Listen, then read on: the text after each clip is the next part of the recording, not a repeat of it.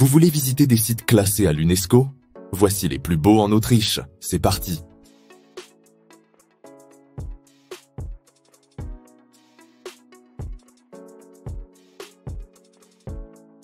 Bienvenue dans le cœur historique de Salzbourg, joyau baroque lové entre la rivière Salzach et les remparts alpins. Ancienne cité-État dirigée par de puissants princes archevêques, la ville a préservé un tissu urbain unique, né du Moyen-Âge et magnifié au XVIIe siècle par les architectes italiens Vincenzo Scamozzi et Santini Solari. Ses dômes verts, ses flèches gothiques et ses places symétriques composent un opéra de pierre où résonne encore le génie de Mozart, enfant du pays. Des palais épiscopaux à la forteresse de Hohensalzburg, chaque façade raconte l'alliance du nord et du sud de l'Europe. Aujourd'hui encore, festivals de musique et marchés d'artisans perpétuent cet héritage vivant au pied des Alpes.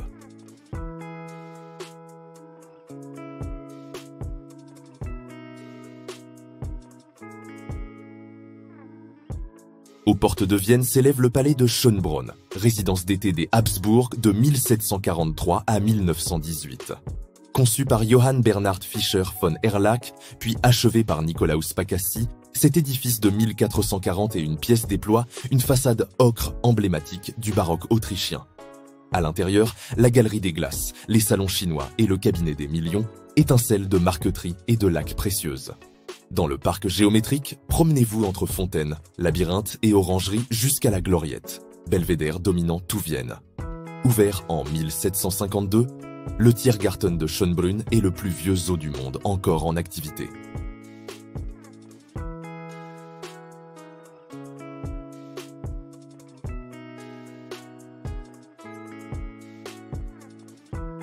Sur le miroir sombre du lac Hallstatt se reflètent chalets serrés, clochers d'ardoise et parois calcaires abruptes.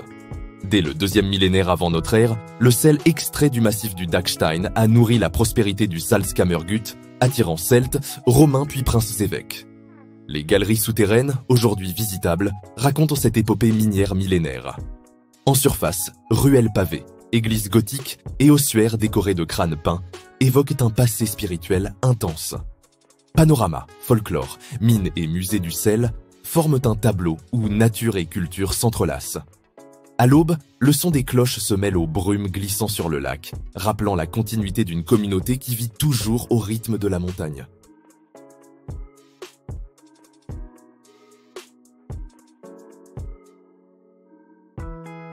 Embarquons sur la ligne de Semmering, première voie ferrée alpine au monde, achevée en 1854 après 6 ans de travaux titanesques menés par l'ingénieur Karl Ritter von Gega.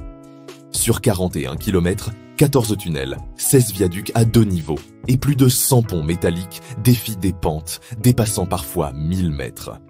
En reliant Vienne aux ports adriatiques, la ligne a ouvert les Alpes orientales aux villégiateurs. Villa Belle Époque, hôtels et belvédères ponctuent encore l'itinéraire, témoignage du tourisme naissant.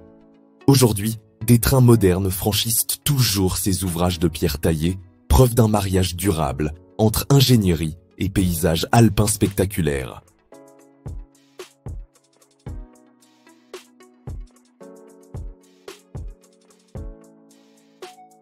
À Graz, capitale de la Styrie, 5 siècles d'échanges culturels se lisent façade après façade.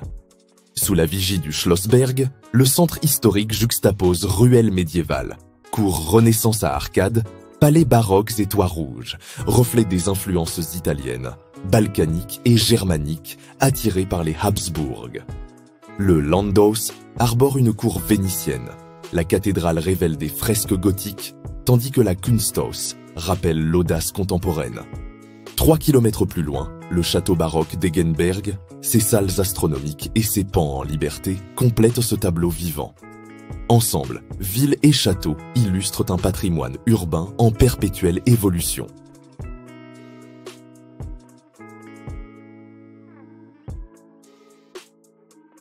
Entre Melk et Krems, la Watschau déroule un méandre du Danube, serti de terrasses viticoles, de vergers d'abricotiers et de donjons veillant sur les rives. Depuis la préhistoire, l'homme sculpte ses pentes abruptes, abbaye baroque de Melk couronnée d'or, ruine de Dürnstein où Richard Cœur de Lion fut captif, village pastel comme Spitz et Weissenkirchen. Les vignerons érigent de vieux murs de schiste pour retenir le Grüner Veltliner et le Riesling, tandis que la véloroute invite à découvrir le paysage à vitesse douce. Au printemps, 100 000 abricotiers rosissent les coteaux. À l'automne, la vendange colore la vallée d'ombre dorée.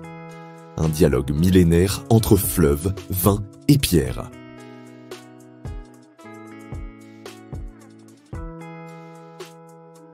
Le centre historique de Vienne est une symphonie urbaine où dialoguent castrum romain, palais baroque, Ringstrasse monumentale et immeubles sécession. De la cathédrale gothique Saint-Étienne au Hofburg impérial, chaque monument rappelle que la ville fut capitale politique, artistique et surtout musicale. Mozart, Haydn, Beethoven, Strauss ou Mahler y composèrent. Cafés à miroirs et salles de concert prolongent la tradition des salons intellectuels, tandis que l'opéra d'État attire encore la crème mondiale.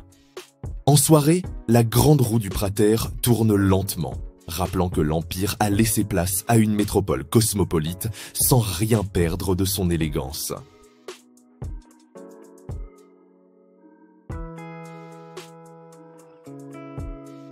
À la frontière austro-hongroise, le lac Neusiedl miroite dans une steppe de roseaux balayée par les vents pannoniens. Depuis 8000 ans, l'eau peu profonde, les sols salés et la main de l'homme dessinent une mosaïque de prés halophiles, de vignes et de roselières, où nichent spatules, cigognes et oies rieuses. Les fermes blanchies à la chaux, aux toits de chaume, s'alignent dans des rues parallèles, tandis que les palais Esterházy de Fertod et Kitsi évoquent le faste du XVIIIe siècle. Côté autrichien, la cité thermale de Bad Neusiedl illustre la convergence entre bien-être contemporain et tradition pastorale.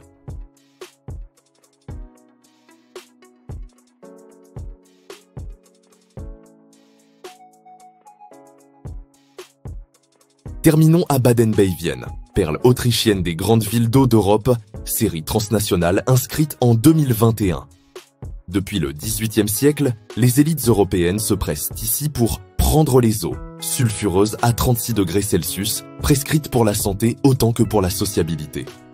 Autour des sources, le Kurhaus, les salles de pompage et le théâtre voisin composent un campus thermal raffiné, prolongé par des parcs paysagers propices aux promenades en ombrelle. Casinos, kiosques à musique et hôtels, Biedermeier complètent ce décor belle époque. Aujourd'hui, on peut toujours suivre un itinéraire balnéaire ponctué de villas pastel. Pour ne rien manquer des prochaines destinations classées à l'UNESCO en Europe, pensez à vous abonner.